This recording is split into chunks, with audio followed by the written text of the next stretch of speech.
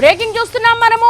కవిత custody రిపోర్టుకు సంబంధించి NTV చేతిలో ఉన్నటువంటి పేపర్స్ మనకు ఎన్టీవీ ఎక్స్క్లూజివ్ లో చూడొచ్చు మనము. ఎమ్మెల్సీ కవిత కస్టడీ రిపోర్ట్ లో ఈడీ చాలా కీలక అంశాలను ప్రస్తావించింది. కవిత తన మొబైల్లో ఆధారాలు తొలగించారని ఈడీ పేర్కొంది. ఇక మొబైల్లోని వాట్సాప్ డేటా తొలగించారని ఈడీ తేల్చి చెప్పింది. గత విచారణ సందర్భంగా కవితను దీనిపై ప్రశ్నిస్తే ఆమె సమాధానం దాటవేశారని ఈడీ అరెస్ట్ మెమోలో ప్రస్తుతం మెన్షన్ చేసింది. ప్రస్తుతం ఎన్టీవీ చేతిలో కవిత కస్టడీ రిపోర్టుకు సంబంధించినటువంటి డీటెయిల్స్ మనకు కనపడుతున్నాయి. ఎక్స్క్లూజివ్ గా చూస్తున్న బీఆర్ఎస్ ఎమ్మెల్సీ కవిత కస్టడీ రిపోర్ట్ లో ఈడీ చాలా కీలకమైన అంశాలను ప్రస్తావించింది. కవిత తన మొబైల్లోని ఆధారాలు తొలగించారని ఈడీ పేర్కొంది. కవిత ఈడీకి ఇచ్చిన మొబైల్ వాట్సాప్ డేటా తొలగించారని తేల్చి చెప్పింది. గత విచారణ సందర్భంగా కవితను దీనిపై ప్రశ్నిస్తే ఆమె సమాధానం దాటవేశారని ఈడీ పేర్కొంది. కవిత ఫేస్ టైమ్ ను సంబంధించి కూడా చాలా వరకు టెక్నికల్ ఎవిడెన్సెస్ అన్ని కూడా సేకరించింది ఈడీ. పక్కా సమాచారంతోనే, కాంక్రీట్ ఎవిడెన్స్ తోనే ఆమెను అరెస్ట్ చేసినట్టుగా కస్టడీ రిపోర్టులో పేర్కొంది. ప్రస్తుతం రౌజ్ రెవెన్యూ కోర్టులో తీర్పును రిజర్వ్ చేశారు. ఏ క్షణానైనా సరే వెల్లడించే అవకాశం ఉంటుంది. ఆమెను రిమాండ్కి అప్పగింపాలని ఎన్ఫోర్స్మెంట్ డైరెక్టరేట్ కోరింది. ఎన్టీవీ దగ్గర కవిత కస్టడీ రిపోర్టుకు సంబంధించి ఎక్స్క్లూజివ్ మనం చూస్తూ ఉన్నాము. కవితకు సంబంధించి అరెస్టు నిన్న సాయంత్రం 5:20 ఆమెను అరెస్ట్ చేశారు. ఆ తర్వాత శంషాబాద్ ఎయిర్పోర్టుకు తరలించారు, ఢిల్లీకి రప్పించారు. నైట్ అంతా కూడా ఆమె ఈడీ ఆఫీసులోనే గడిపారు. ఉదయం వైద్య పరీక్షల తర్వాత ఆమెను 10 గంటల నుంచి 11 గంటల లోపు రౌజ్ రెవెన్యూ కోర్టుకు తరలించారు. అక్కడ సుదీర్ఘమైనటువంటి వాదనలు కొనసాగాయి.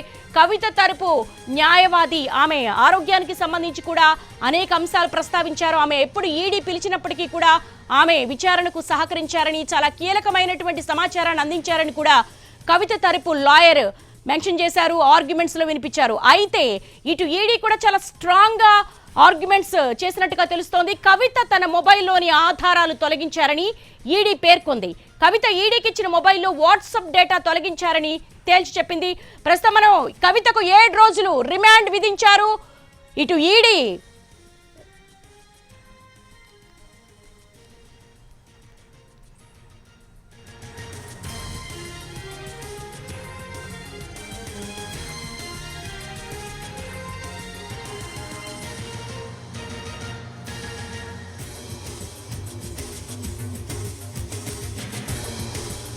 ప్రస్తుతం ఎన్టీవీ ఎక్స్క్లూజివ్ లో చూస్తున్నాము. బీఆర్ఎస్ ఎమ్మెల్సీ కవితకు 7 రోజుల పాటు రిమాండ్ విధించింది కోర్టు. ఎమ్మెల్సీ కవిత కస్టడీ రిపోర్ట్ లో ఈడీ చాలా స్ట్రాంగ్ గా ఆర్గ్యుమెంట్స్ వినిపించింది. కవిత తన మొబైల్లో ఆధారాలు తొలగించారని ఈడీ పేర్కొంది. కవిత ఈడీకి ఇచ్చిన మొబైల్ వాట్సాప్ డేటా తొలగించారని కూడా తేల్చి చెప్పింది. దాంతో ఏకీభవించిన కోర్టు ఆమెను 7 రోజుల పాటు రిమాండ్ కు అప్పగించింది. ఇక కస్టడీకి సంబంధించి కూడా ఈ నెల 23 వరకు ఈడీ కస్టడీకి కవిత వెళ్లబోతున్నారు.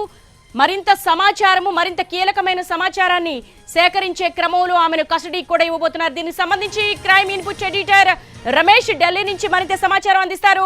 రమేష్, కవిత రిమాండ్ కి సంబంధించి మీ దగ్గర ఉన్నటువంటి లేటెస్ట్ అప్డేట్స్ ఏంటి?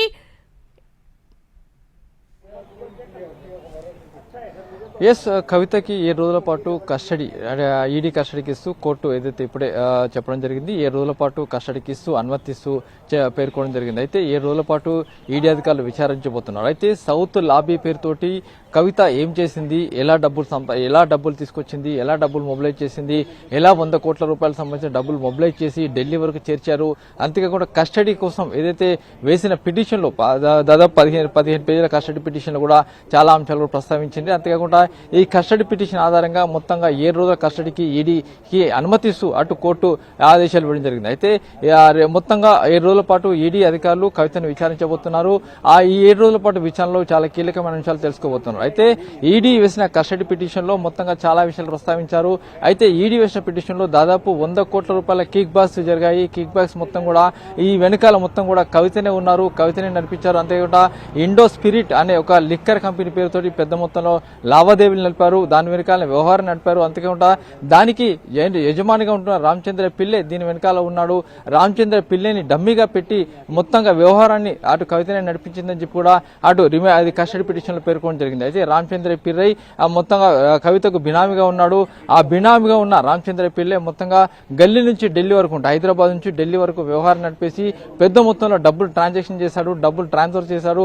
హవాలా ద్వారా డబ్బులను తీసుకొచ్చి అటు ఢిల్లీలో మొత్తంగా చాలా మంది ఆప్ నేతలు కూడా ఇవ్వడం జరిగిందని చెప్తున్నారు. అంతేకాకుండా అటు హైదరాబాద్ లోని కోహినూర్ హోటల్ నుంచి దాదాపు 30 కోట్ల రూపాయల డబ్బుల్ని తీసుకువచ్చి నేరుగా ఢిల్లీలోని ఆప్ నేతలకి మనీష్ సిసోడియా కావచ్చు, లేకపోతే అమిత్ అరోరా కావచ్చు, మరొకరు కావచ్చు, మొత్తంగా విజయ్ నాయర్ కావచ్చు, మొత్తంగా ఈ ముగ్గురు ఆప్ నేతలు కూడా డబ్బులు ఇచ్చినట్టుగా ఈ కస్టడీ పిటిషన్ లో పేర్కొనడం జరిగింది. అయితే కస్టడీ పిటిషన్ లో ఇంకా చాలా విషయాలు పేర్కొంటున్నాయి. కొన్ని ఏదైతే ఎవిడెన్స్ కూడా దీంట్లో పొందుపరచడం జరిగింది. దీంట్లో ముఖ్యంగా చూసినట్లయితే కొన్ని ఎవిడెన్స్ ప్రధానంగా చూసినట్లయితే 9 సెల్ ఫోన్లని అటు కవిత మాకు ఇవ్వడం జరిగింది. ఇచ్చిన సెల్ ఫోన్లన్నీ కూడా దాంట్లో మొత్తం డాటాను కూడా ఫార్మాట్ చేస్తారు. అంతేకాకుండా ఇచ్చిన సెల్ ఫోన్లను కూడా ఐఫోన్లో ఉన్న ఐఫోన్లు ఆ ఫార్మాట్ చేయడం తోటి డాటా రికవర్ చేయలేకపోయాము. మొత్తం ఫాల్స్ ఎవిడెన్స్ మాకు ఇవ్వడం జరిగింది. ఆ ఫాల్స్ ఎవిడెన్స్ మొత్తం కూడా రిట్రీవ్ చేసేందుకు కూడా పూర్తి స్థాయిలో ప్రయత్నాలు చేస్తున్నామని పేర్కొనడం జరిగింది. దీంట్లో ముఖ్యంగా చూసినట్లయితే ఫాల్స్ ఎవిడెన్స్ అని చెప్పి కూడా పూర్తిగా పేర్కొని ఏమేం చేసింది, కవిత ఏ విధంగా డాక్యుమెంట్ ఇచ్చింది, ఏ విధంగా తన మొత్తం స్టేట్మెంట్ ఇచ్చింది, తర్వాత సెల్ ఫోన్లను ఏ విధంగా ఫార్మాట్ చేసింది, దాంట్లో ఉన్న వాట్సాప్ ని ఎలా క్లియర్ చేసింది, ఫేస్ టైమ్ ని ఎలా క్లియర్ చేసింది అన్న విషయాన్ని కూడా పూర్తిగా దీంట్లో పొందుపరచడం జరిగింది. అయితే ఇందులో మొత్తంగా చూసినట్లయితే పూర్తి స్థాయిలో డాక్యుమెంట్ కవిత ఇచ్చిన సెల్ ఫోన్లలో ఏమీ లేదు, ఖాళీగా ఉంది. కాబట్టి దాన్ని అందులో ఉన్న డాటాను రిట్రీవ్ చేసేందుకు పూర్తి స్థాయిలో ప్రయత్నాలు చేస్తున్నామని చెప్పి అటు అధికారులు అంటున్నారు. అయితే సౌత్ లాబీ పేరుతోటి కవిత పెద్ద మొత్తంలో లావాదేవీలు నిర్పించింది.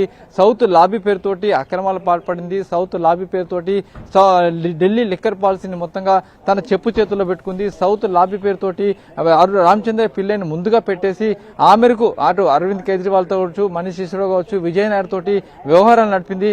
ఆ మేరకు డబ్బుల్ని మొత్తంగా 100 కోట్ల రూపాయలకు సంబంధించిన డబ్బుల వ్యవహారం వెనకాల కూడా కవితనే ఉంది. ఆ డబ్బుల్ని మొత్తం కూడా ట్రాన్స్ఫర్ చేయడంలో కవిత కీలక పాత్ర పోషించింది. ఢిల్లీ నుంచి హైదరాబాద్ నుంచి ఢిల్లీకి మొత్తంగా కోల్కతా అనే ఒక హవాలా ద్వారా కూడా డబ్బులు కూడా మొత్తం ట్రాన్స్ఫర్ చేశారు. అయితే దీంట్లో ఇంకా చాలా మంది కావచ్చు, అంటే మొత్తంగా 11 మంది పేర్లను ప్రస్తావిస్తూనే ముఖ్యంగా కవిత పేరును ప్రస్తావిస్తూ కవిత పేరు డాటర్ ఆఫ్ కల్వకుంట్ల చంద్రశేఖరరావు మాజీ సీఎం అని కూడా పేర్కొనడం జరిగింది. అయితే దీంట్లో ముఖ్యంగా చూసినట్లయితే ఢిల్లీ లిక్కర్ స్కామ్ లో కీలకంగా ఉన్న కవితను ప్రశ్నిస్తే మరిన్ని వివరాలు వెలుగులోకి వస్తాయి అని చెప్పి అటు ఈడీ బలంగా వాదించిన నేపథ్యంలో ఆ మేరకు ఆ వాదనలు విని ఆ వాదనలు కూడా యాక్సెప్ట్ అయిన కోర్టు 7 రోజుల పాటు కవితను కస్టడీకి ఇస్తూ అనుమతించింది.